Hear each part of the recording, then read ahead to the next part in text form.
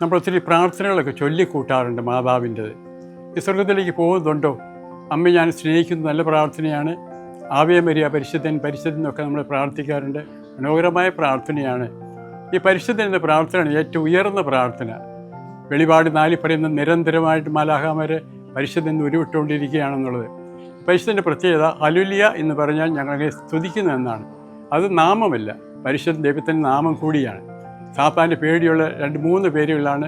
ഈശോയുടെ പേര്, മാതാവിൻ്റെ പേര്, അതുപോലെ തന്നെ പ്രത്യേക പിതാവായ ദൈവത്തിൻ്റെ പേര് പരിശുദ്ധൻ. ഇത് ഉരുവിടുമ്പോൾ സാത്താൻ ഓടിക്കളയും നമ്മിൽ നിന്ന്.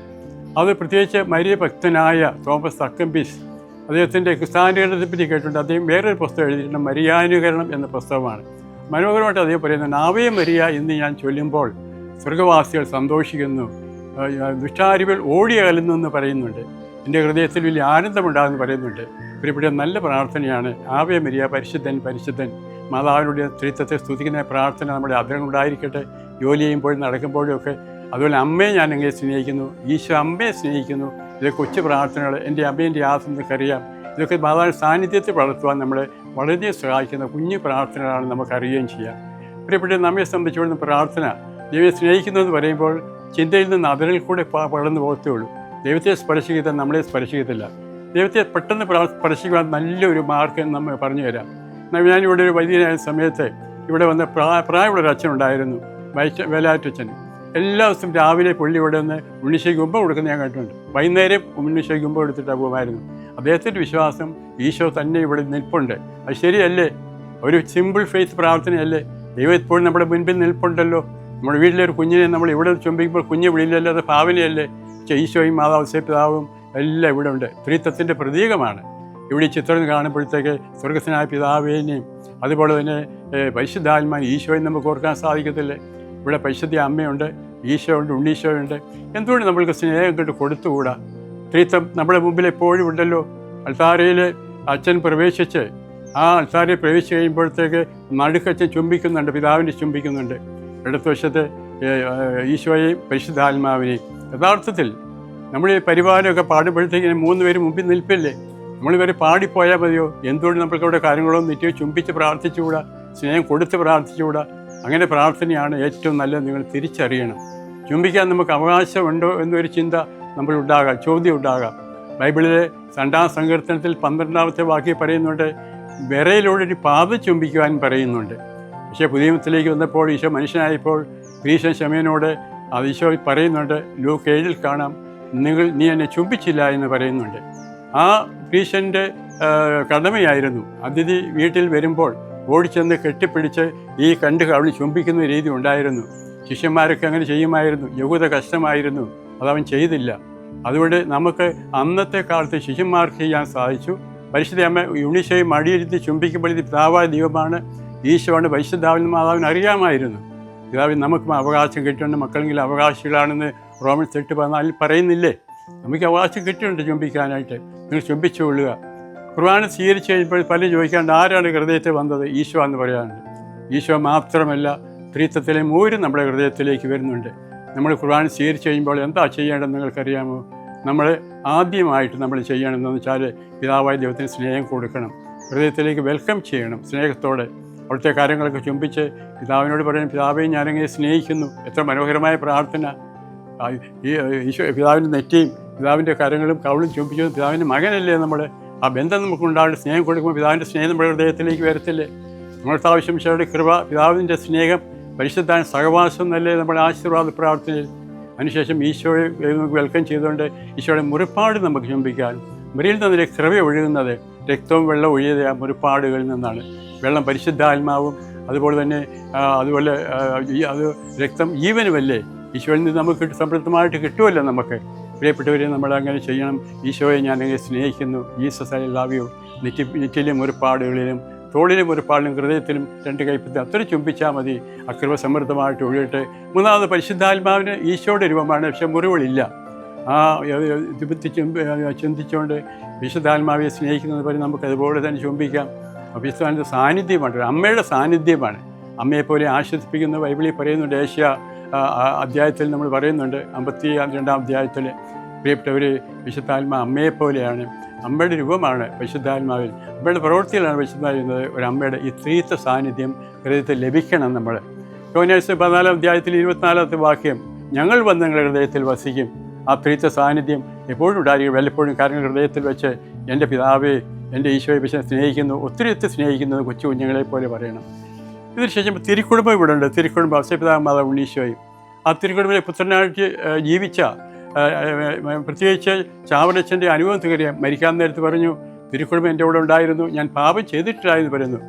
അതായത് എൻ്റെ മാംസാസമയത്ത് ലഭിച്ച വരപ്രസാദം ഒരിക്കലും നഷ്ടപ്പെടുത്തിയിട്ടില്ല എന്ന് അദ്ദേഹം പറയുന്നുണ്ട്. പാപം ഇല്ലാതെ ജീവിക്കാൻ നല്ലൊരു മാർഗ്ഗമാണ് നിങ്ങൾ തിരുക്കുടുംബത്തിലെ ഒരു പുത്രനായിട്ടോ പുത്രിയായിട്ടോ ജീവിക്കുക. അതിനെന്താ ചെയ്യേണ്ടത്? നമ്മുടെ എഴുതി ആവശ്യത്തെ മാതാവ് മുമ്പിൽപ്പെട്ട് പക്ഷേ അമ്മയെ നമുക്ക് ചുംബിക്കാൻ അവകാശമില്ല, ഉണ്ണീശോ ചുംബിച്ചതല്ലേ. അമ്മയെ ഞാനെങ്ങനെ സ്നേഹിക്കുന്നു, മേരിയെ ലവ് യു. അമ്മയുടെ നെറ്റിയും ബന്ധാവിൻ്റെ കണ്ണുകളും കവിളും ഹൃദയം ഒക്കെ ചുംബിച്ച് കുരിശിൻ ചൂട്ടിൽ വെച്ച് അന്തിമ സമ്മാനമായിട്ട് ദൈവം തന്ന അമ്മയാണ് നമുക്ക്. അമ്മയോട് നമുക്ക് സ്നേഹം കൊടുക്കേണ്ടത്, അമ്മയുടെ സ്നേഹം നമുക്ക് ലഭിക്കേണ്ട ഒരു മാതൃ സ്നേഹം നമ്മളെല്ലാവരും വളർത്തിയെടുക്കണം. ഒരു അമ്മയുടെ വാത്സല്യം കൊടുക്കുന്ന ഒരു സ്നേഹം അത് അമ്മയിൽ നിന്ന് നമുക്ക് കിട്ടേണ്ടതായിട്ടുണ്ട്. അതുപോലെ ഔസേപിതാവ് പിതൃസ്നേഹമാണ്. ഔസേപിതാവ് ഉണ്ണീശോ ചുംബിച്ചത് നമുക്ക് ചുംബിക്കാൻ സാധിക്കുമല്ലോ. ആ നെറ്റിയും കവിളും കരങ്ങളൊക്കെ ഒന്ന് ചുംബിച്ച് ആ അദ്ദേഹത്തെ കരങ്ങൾ ജോലി ചെയ്യാനുള്ള ശക്തിയൊക്കെ കിട്ടത്തില്ലേ.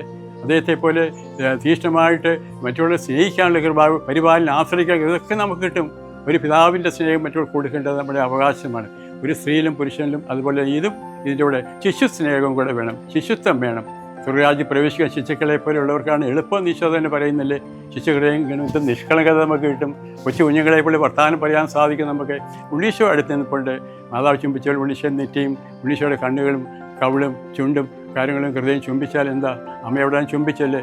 ഉണ്ണീശോയ്ക്ക് സ്നേഹം കൊട്ടപ്പടി കൊടുക്കുമ്പോൾ, ഒത്തിരി സ്നേഹം കൊടുക്കുമ്പോൾ ഉണ്ണീശോ സ്നേഹയുടെ ഹൃദയം നിറയത്തില്ലേ. അങ്ങനെ തിരുക്കുടുംബത്തിൽ നല്ല പുത്രന്മാരും പുത്രിമാരുമായി ജീവിക്കുമ്പോൾ അത്ഭുതകരമായ അനുഭവങ്ങൾ നമുക്കുണ്ടാകും.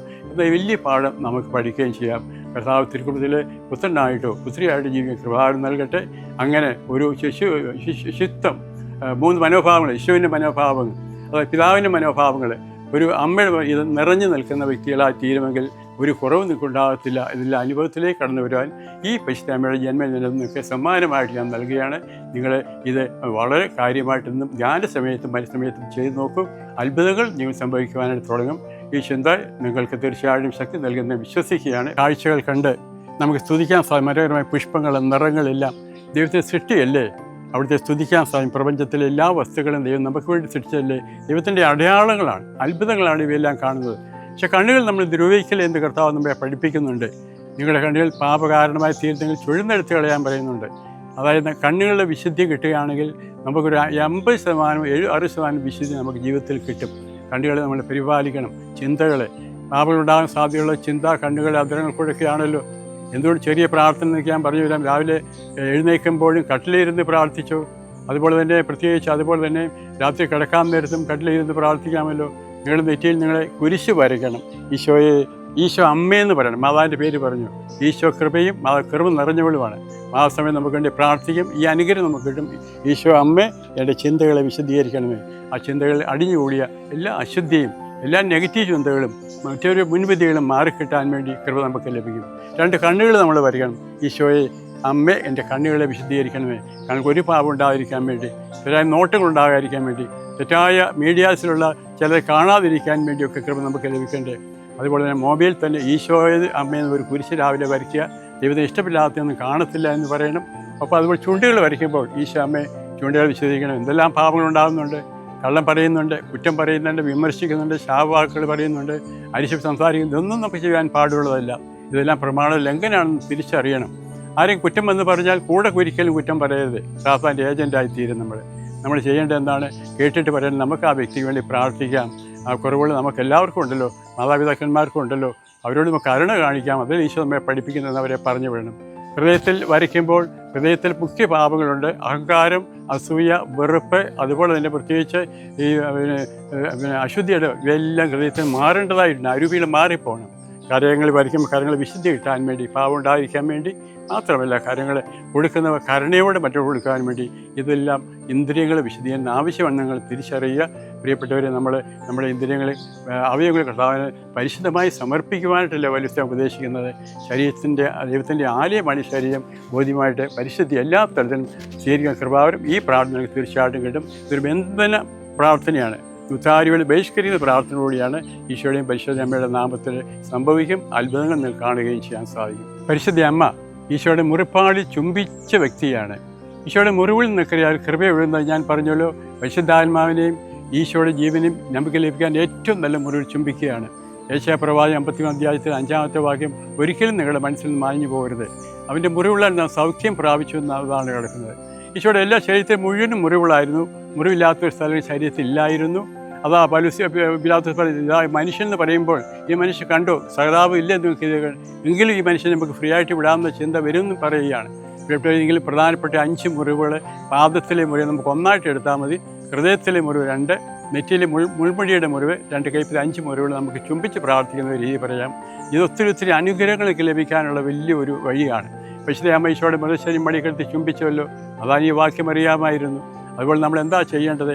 നന്മ നിറഞ്ഞ മറിയത്തിൻ്റെ 3 പേരവിടെ പ്രാർത്ഥിക്കുന്നുണ്ട്. ശക്തമായ മധ്യസ്ഥ പ്രാർത്ഥന കൂടിയാണ്. കൊന്തയെല്ലാം ബുദ്ധിമുട്ടുണ്ടെങ്കിൽ ഈ രീതി നിങ്ങൾക്ക് ഉപയോഗിക്കാൻ സാധിക്കും. പ്രിയപ്പെട്ടവർ, നമ്മെ സംബന്ധിച്ചോളം നന്മ നിറഞ്ഞ ആരവിടെ പ്രാർത്ഥിക്കുന്നത്? പരിശുദ്ധ അമ്മയോടെ പ്രാർത്ഥിക്കുന്നത് ശുദ്ധീകരാത്മാവിന് വേണ്ടിയായിരിക്കാം. ഇപ്പോൾ മരിക്കുന്ന ഒരു വ്യക്തിക്ക് വേണ്ടിയായിരിക്കും, നമുക്ക് അറിയില്ലാത്ത. പക്ഷേ ദൈവം പ്രാർത്ഥന അവർക്ക് കുടുംബാവിൻ്റെ പ്രാർത്ഥന അവിടെ പോകുന്നുണ്ട്. രണ്ടാമത് നമ്മൾ പ്രാർത്ഥിക്കുന്നുണ്ട് 2. ഈശോയുടെ പേര് നന്മ ജീവിതത്തിലുണ്ട്. പക്ഷേ മധ്യസ്ഥം കൂടിയാണ്. ഉദരത്തിൽ ഫലമായി ഈശോ എന്ന് പറയുമ്പോൾ ആരാധന അവിടെ ഉണ്ട്. ആരാധന പ്രാർത്ഥന കൂടിയാണത്. അതുപോലെ തന്നെ ഈശോയുടെ പ്രാർത്ഥന 3 പേരുടെ പ്രാർത്ഥന നമുക്കറിയാം. ബൈബിളിൽ പറയുന്നുണ്ട് 2-3 പേർ ഹൃദയത്തിൻ്റെ ഐക്യത്തിൽ പ്രാർത്ഥിച്ച പ്രാർത്ഥന കേൾക്കുമെന്ന് പറയുന്നുണ്ട്. പക്ഷെ വീട്ടിൽ നമ്മളവരോട് അത്ര ഹൃദയ ഐക്യം കിട്ടത്തില്ല. ഇവിടെ ഹൃദയ ഐക്യമുണ്ട്. ആ പ്രാർത്ഥന തീർച്ചയായിട്ടും കർത്താവ് കേൾക്കും. ഒരു നന്മകരം ചൊല്ലി നിങ്ങൾ ഇന്ന് വരിക്കുന്ന ഭാവിക്ക് വേണ്ടി കാഴ്ചവെക്കുമ്പോൾ സംഭവിക്കും. മാത്രമല്ല, പരിശുദ്ധ അമ്മ നത്താലി എന്ന മിസ്റ്റിക്കിനോട് പറയുന്നുണ്ട്, ജവമാലി വരുമ്പോൾ നന്മ അറിഞ്ഞ വരത്തിൽ ഓരോ നന്മ ഈശോയുടെ രക്തം ആ വ്യക്തിയിലേക്ക് പോകുന്നെന്ന് പറയുന്നുണ്ട്. ഇപ്പോൾ ശുദ്ധീകരാത്മാവ് ഇന്ന് മരിക്കുന്ന വ്യക്തി സ്വർഗത്തിലേക്ക് പോകുമ്പോൾ പിതാവിൻ്റെ പക്കൽ എന്താ കൊണ്ടുപോകുന്നത്? ഇതാ മാതാവിൻ്റെ പ്രാർത്ഥന, ഈശോയുടെ പ്രാർത്ഥന, ഈശോയുടെ തിരക്തമുണ്ട്, നമ്മുടെ പ്രാർത്ഥനയുണ്ട്. പിതാവിന് നോ പറയാൻ സാധിക്കൂ? ഇല്ല. എൻ്റെ പ്രിയപ്പെട്ട സുതൻ്റെ രക്തമുണ്ട്, പ്രാർത്ഥനയുണ്ട്, അമ്മയുടെ പ്രാർത്ഥനയുണ്ട്. ഇത് നല്ലകളെ കയറ്റി വിട്ടതുപോലെ കയറ്റിവിടും. സകല കടബാധ്യതയിലും പിതാവ് റദ്ദാക്കി കളഞ്ഞുകൊണ്ട് ദൈവത്തിൻ്റെ സ്വർഗത്തിലേക്ക് ഈ വ്യക്തി ഒരു വിശുദ്ധനായി തീർന്നില്ലേ? പേര് നമുക്കറിയില്ലായിരിക്കാം, പക്ഷേ ആ വ്യക്തി നമുക്ക് വേണ്ടി പ്രാർത്ഥിക്കത്തില്ലേ? നടന്നു പോകുമ്പോൾ നിങ്ങൾക്ക് ഒരു 5 നന്മ അറിഞ്ഞവരും 5 മുറിവിൽ നിങ്ങൾ ചുംബിക്കുക. പാദം, ഹൃദയം, നെറ്റി, 2 കൈപ്പത്തി 5 പേരെ നിങ്ങൾക്ക് രക്ഷപ്പെടുത്താം. ഈ സ്വർഗത്തിൽ വരുന്ന ഉറപ്പായ വിശ്വാസം ഇതാണ്. ഈശോയുടെ രക്തവും ഈശോയുടെ പ്രാർത്ഥനയും ഈ വ്യക്തി ലഭിച്ചു കഴിഞ്ഞതുകൊണ്ട് ആൾ തീർച്ചയായിട്ടും നല്ല എണ്ണയെപ്പോഴും രക്ഷപ്പെടുകയും ചെയ്യും. കൊന്തയെല്ലുമ്പോൾ ബുദ്ധിമുട്ടുള്ളവർ പലരും പറയാറുണ്ട്, ഒത്തിരി ചിന്തകൾ വരാറുണ്ട്. നിങ്ങൾ മുറിയിൽ മാതാവിനോട് ചേർത്ത് ചുംബിച്ച് ഇപ്പോൾ ഉദരത്തിൽ പരമായി ഈശോ എന്ന് പറയുമ്പോൾ മുറിവ് ചുംബിച്ചു, രക്തം അങ്ങോട്ട് പോകട്ടെ. അങ്ങനെ 5 മുറിവ് 5 10 എടുത്ത് നിങ്ങൾക്ക് വേണമെങ്കിൽ ഒരു രഹസ്യം പൂർത്തിയാകും. ധ്യാനം ഇതിൻ്റെ അകത്തുണ്ട്, സ്നേഹമുണ്ട്, അത്ഭുതങ്ങൾ നടക്കുന്ന ഒരു അത്ഭുത പ്രാർത്ഥനകൾ നടക്കുകയും ചെയ്യാം. നിങ്ങൾ ഒരു ദിവസം ഒരു 20 പേരെ കയറ്റി വിട്ടാൽ 10 ശുദ്ധീരാത്മാക്കളെയും 10 ഇന്ന് മരിക്കുന്നവരെയും കയറ്റിവിടുകയാണെങ്കിൽ 20 ഒരു മാസത്തേക്ക് എത്ര 30 ദിവസത്തേക്ക് 600 പേരായി. ഈ 600 പേര് ഡെയിലി നിങ്ങൾക്ക് വേണ്ടി പ്രാർത്ഥിക്കത്തില്ലേ? ഒരു വർഷം 8000 പേരോടും ആയില്ലേ ഒരു വർഷം? നിങ്ങളുടെ കുടുംബത്തിൻ്റെ ആവശ്യങ്ങൾക്ക് വേണ്ടി പറയാം, ശുദ്ധീരാത്മാക്കളെ നിങ്ങൾക്ക് എന്നോട് കടപ്പാട്, ഞാൻ നിങ്ങളെ സഹായിച്ചിട്ടുണ്ട്. തീർച്ചയായിട്ടും അതുകൊണ്ട് എൻ്റെ കാര്യങ്ങൾ, എൻ്റെ നിയോഗങ്ങൾ സമർപ്പിക്കുകയാണ്. വീട്ടിൽ പ്രശ്നങ്ങളൊക്കെ ഉണ്ട്, ജോലി പ്രശ്നമാകാം, സാമ്പത്തിക പ്രശ്നമാകാം, അല്ലെങ്കിൽ മകന് ദൈവവിളി ഉണ്ടെന്ന് തോന്നുന്നു, അത് സ്ഥിരീകരിച്ച് കൊടുക്കണം. നിങ്ങളുടെ കാര്യങ്ങൾ അവരെ ഏൽപ്പിയത്. ഇത്രയും പ്രാർത്ഥന നമ്മുടെ കുടുംബത്തിന് കിട്ടുമല്ലോ. അതിൽ കൂടുതൽ എടുക്കാം. 10 ആകുമ്പോൾ 900 പേരായി. 10,000 പേർ ദിവസം പ്രാർത്ഥിക്കുക. നമ്മൾ സ്വർഗത്തിൽ എഴുന്നത് വരെ പ്രാർത്ഥിക്കും എന്നുള്ള ചിന്ത നിങ്ങൾക്കുണ്ടാകണം. ഇത് നടക്കുന്ന വഴി കൊന്തയില്ലാൻ എളുപ്പമാണ്. കൊന്തയില്ലെങ്കിൽ പോലും ചൊല്ലാൻ സാധിക്കും. അല്ലെങ്കിൽ ഓരോ മുറിയിൽ പാദത്തെ 2 നന്മറിയും, ഹൃദയത്തിൽ 2, നെറ്റി 2 അങ്ങനെ മേടിച്ചൊല്ലാം. കണ്ടക്കൊന്ത പോലും ഇങ്ങനെ നിൽക്കുക മുറി ചുംബിച്ചുകൊണ്ട് ചൊല്ലുകയാണെങ്കിൽ 3 പ്രാർത്ഥന ഓരോ മുറിയിലും. അതെ, 3, 3, 3 തോള് 10, അങ്ങനെ 3, 3, 3, 6 അങ്ങനെ നിൽക്കുമ്പോൾ കണ്ടക്കൊന്ത എളുപ്പത്തിൽ പ്രായോഗിക തലത്തിൽ മുറി ചുംബിച്ചുകൊണ്ട് ചെല്ലുമ്പോൾ രക്തം പോകത്തില്ല, അവർ രക്ഷപ്പെടുത്തില്ല. ഈ പ്രാർത്ഥന രീതി നിങ്ങളെ പഠിപ്പിക്കുന്നു. ഭാവിയിൽ നിങ്ങൾക്ക് പ്രാർത്ഥിക്കാൻ സാധിക്കത്തില്ല, കൊന്തയെല്ലാം സാധിക്കത്തില്ല എന്നൊരിക്കലും നിങ്ങൾ പറയരുത്. ഇതും ഒരു അത്ഭുത പ്രാർത്ഥന തന്നെയാണ്. ജീവിതത്തിൽ പരിവർത്തനം, ധാരാളം മഴ പോലെ അനുഗ്രഹങ്ങൾ കുടുംബത്തിനിട്ട പ്രാർത്ഥനയാണ്.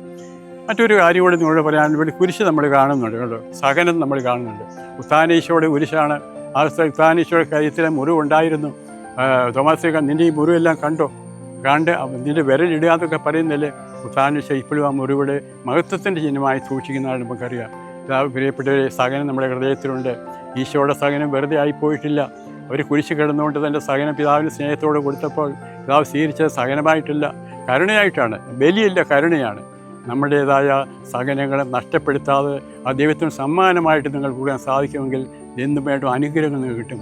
നമ്മളെ രക്ഷിച്ചത് ഈശോയുടെ സ്ഥാനത്താലാണെങ്കിൽ നമ്മുടെ സ്ഥാനത്താൽ നമുക്ക് തീർച്ചയായിട്ടും മറ്റൊരു രക്ഷിക്കുവാൻ സാധിക്കും. ഈ ബോധ്യം നിങ്ങൾക്ക് കിട്ടണം. കൊച്ചു കൊച്ചു ത്യാഗങ്ങൾ, ഭക്ഷണത്തിലെ ത്യാഗങ്ങൾ, കൈപിരിച്ച് നന്മറിഞ്ഞ് പോയ അതിൻ്റെ സഹനമുണ്ട്. എന്തുകൊണ്ട് നമുക്ക് സാധിക്കുന്നില്ല? നമുക്ക് വല്ലപ്പോഴൊക്കെ നിങ്ങളുടെ ആവശ്യങ്ങൾക്ക്, വ്യക്തിപരമായ ആവശ്യങ്ങൾക്ക് വേണ്ടി നിങ്ങൾക്ക് ഈശോയുടെ 5 മുറി ചുംബിച്ച് 5 നന്മറും ചൊല്ലിക്കേ ഏത് ആവശ്യം കർത്താവ് സാധിച്ചു തരും. നിങ്ങൾക്ക് ഈശോയുടെ പക്കൽ ചെല്ലുന്ന ആരെയും ഒരിക്കലും ഈശോ ഉപേക്ഷിക്കത്തില്ലെന്ന് നിങ്ങൾക്കറിയാമല്ലോ. കാരണമുള്ള ഈശോ എപ്പോഴും നമ്മെ വിധിക്കുന്നില്ല, കുറ്റപ്പെടുത്തുന്നില്ല, നമുക്ക് അനുഗ്രഹം തരാൻ വേണ്ടി കാത്തിരിക്കുകയാണ്. ചോദിക്കാൻ തരപ്പെടുമെന്നല്ലേ അവിടെ നിന്ന് പറയുന്നത്. അതുപോലെ പ്രിയപ്പെട്ടവരെ, നമ്മെ സംബന്ധിച്ചിടത്തോളം ഈ പ്രാർത്ഥന വളരെ ശക്തമായ പ്രാർത്ഥനയാണ്. അതുകൊണ്ട് നമ്മൾ ഒരിക്കലും നമുക്ക് ഒരാൾ മുറിപ്പെടുന്ന, നമ്മൾ ചീത്ത പറയാം, കുറ്റം പറഞ്ഞ് നടക്കാം, അധികാരികളെ നമ്മളെ ഭീഷണിപ്പെടുത്താം, അല്ലെങ്കിൽ നമ്മുടെ കുറ്റങ്ങൾ പറയാം, വേദനിപ്പിക്കാം. പക്ഷെ ഒന്നും തിരിച്ച് പറയണ്ട. നിങ്ങൾ ശാന്തമായിട്ട് കേൾക്കുക, ആ വ്യക്തി വേണ്ടി പ്രാർത്ഥിക്കണം. വെറുതെ പ്രാർത്ഥിച്ചാൽ ഈശോയെ ആ വ്യക്തിയോട് ഞാൻ ക്ഷമിക്കുന്നതെന്ന് പറഞ്ഞാൽ ക്ഷമ കിട്ടത്തില്ല, അല്ലേ? അതിന് എളിമപ്പെട്ടുള്ള പ്രാർത്ഥനയാണ് ഏറ്റവും നല്ലത്. സ്വകാര്യമായി നിങ്ങളുടെ മുറിയിൽ പ്രാർത്ഥിക്കുമ്പോൾ നിങ്ങൾ ഈശോയുടെ ഹൃദയത്തിലെ മുറിയിലൊന്ന് ചുംബിച്ച് രക്തം നിങ്ങളിലേക്ക് വരും. ആ വ്യക്തിയെ മനസ്സിൽ കണ്ട് ആ വ്യക്തിയുടെ കാര്യങ്ങൾ മനസ്സിൽ ചുംബിച്ച് നിങ്ങളൊന്ന് പ്രാർത്ഥിച്ച്, ഈശോയെ ഈ മകനോട് ഞാൻ ക്ഷമിക്കുന്നു, ഈ മകളോട് ഞാൻ ക്ഷമിക്കുന്നു, ഈ മകളോട് ഇത് കരുണയായിരിക്കണമേ. അറിവില്ലാതെ ഇവർ ചെയ്യുന്നത് കുരിശിൽ കിടന്നു നീ പ്രാർത്ഥിച്ചല്ലോ. അതിൻ്റെ അർത്ഥം ഇവർക്ക് ദൈവികമായ അറിവില്ല, അതുകൊണ്ട് ഇങ്ങനെയൊക്കെ ചെയ്യുന്നു, അതുകൊണ്ട് നീ കരുണയായിരിക്കണമേ. നമ്മുടെ ചിന്ത അതായിരിക്കട്ടെ. കർത്താവേ, ഇവർക്ക് അറിവില്ല, നല്ല അറിവുണ്ടായിരുന്നെങ്കിൽ ചെയ്യത്തില്ലായിരുന്നു, അവരോട് നീ കരുണയായിരിക്കണം. നിൻ്റെ പ്രിയപുത്രനല്ലേ, നിൻ്റെ പുത്രിയല്ലേ, നീ ഇവർക്ക് വേണ്ടി മരിച്ചതല്ലേ, എന്നെ പ്രതി ഇവരുടെ കരുണയായിരിക്കണം എന്ന് അവരുടെ കാര്യങ്ങൾ ചുംബിക്കും. 2 പ്രാവശ്യം ചുംബിക്കുമ്പോൾ നമ്മുടെ വെറുപ്പ് ഹൃദയത്തിൽ പൂർണ്ണമാകും. നിങ്ങൾക്ക് സൗഖ്യമുണ്ട്, അവർക്കും കിട്ടും. പ്രിയപ്പെട്ട അങ്ങനെയുള്ള പ്രാർത്ഥനകൾ ജീവിതത്തിൽ ചാലിച്ച് ചേരുമ്പോഴത്തേക്ക് നടക്കുന്ന വഴിയിൽ നിന്നൊക്കെ നമുക്ക് വെറുപ്പ് മാറ്റിക്കളയാൻ സാധിക്കും. നിങ്ങൾ അവരുടെ കാര്യങ്ങൾ ചുംബിക്കുന്നതൊന്നും ആധാരോടും പറയുകയൊന്നും വേണ്ട. സ്വകാര്യമായി ദൈവത്തിന് മുമ്പിൽ നടക്കുന്ന നിങ്ങൾ കർത്താവിന് മുമ്പിൽ വെച്ച് ചെയ്യുന്ന പ്രാർത്ഥന അവർ കർത്താവിന് മുമ്പിൽ ആ സമയത്ത് തന്നെ ഉണ്ട്. പക്ഷെ അവരറിയില്ല. എല്ലാ മനുഷ്യൻ ദൈവത്തിന് മുമ്പിൽ തന്നെയാണല്ലോ. ശക്തിപ്പെടുത്തുന്ന വചനങ്ങളൊക്കെ നിങ്ങളുടെ ഇടയ്ക്ക് ഉരുവിടുമ്പോൾ ശക്തി കിട്ടും. കർത്താവിൻ്റെ ഇടയും കുറവുണ്ടായില്ല. ഹൃദയത്തിൽ അങ്ങ് ലയിപ്പിക്കേണ്ട വചനം, അപ്പോൾ ഒരിക്കലും കുറവ് അനുഭവപ്പെടുത്തുകയില്ല. അതുപോലെ തന്നെ യേശയ്യാ 41 വചനങ്ങൾ വിഷമയസ്ഥയിൽ നിങ്ങളൊന്ന് ഉരുവിട്ട് നോക്കി. ഈശോയെ, അവിടുന്ന് എൻ്റെ കരം പിടിച്ചിട്ടുണ്ടല്ലോ, എന്നെ താങ്ങി നിർത്തുമെന്ന് പറയുന്നുണ്ടല്ലോ. അതുപോലെ നിങ്ങൾ കർത്താവായ ഈശോയെ, അവിടുന്ന് എന്നെ ശക്തിപ്പെടുത്തും, നീ ഭയപ്പെടേണ്ട. ഇതൊക്കെ ശക്തമായ വചനങ്ങളാണ്. സംഗീതം 121 ഇടയ്ക്കിടയ്ക്ക് കാണാതെ ചൊല്ലണം. ഞാൻ നിൻ്റെ പരിപാലന സംരക്ഷകനുമാണ്. അതായത് നിൻ്റെ സംരക്ഷണം പരിപാലനമാണ്. അതുപോലെ നിൻ്റെ കർത്താവാണ്. നീ ഉറങ്ങുമ്പോഴും ഉറങ്ങാൻ നിൻ്റെ അടുത്തിരിപ്പുണ്ട്. എത്രയോ നല്ല നല്ല മനോഹരമായ വാക്യങ്ങൾ. പ്രിയപ്പെട്ട ഇതെല്ലാം ഹൃദയത്തിൽ സ്വീകരിക്കുമ്പോൾ വചനത്താൽ നമ്മൾ നയിക്കപ്പെടണം, ബുദ്ധിയാലല്ല. പലപ്പോഴും ബുദ്ധിയുടെ മുകളിൽ നമ്മൾ വചനം ഇടണം. വചനത്തിൻ്റെ പ്രകാശത്തിലാണ് ബുദ്ധി പ്രകാശിച്ച് ഉത്തരങ്ങൾക്ക് നമുക്ക് ലഭിക്കേണ്ടത്. ജ്ഞാനം കിട്ടാൻ പ്രത്യേക ജ്ഞാനം വിവേകം എനിക്ക് തരണമേ എന്ന് കുരിശ് വരച്ച് അന്തരങ്ങളിൽ നിങ്ങൾ പ്രാർത്ഥിക്കുമ്പോൾ അത് നിങ്ങൾക്ക് കിട്ടും.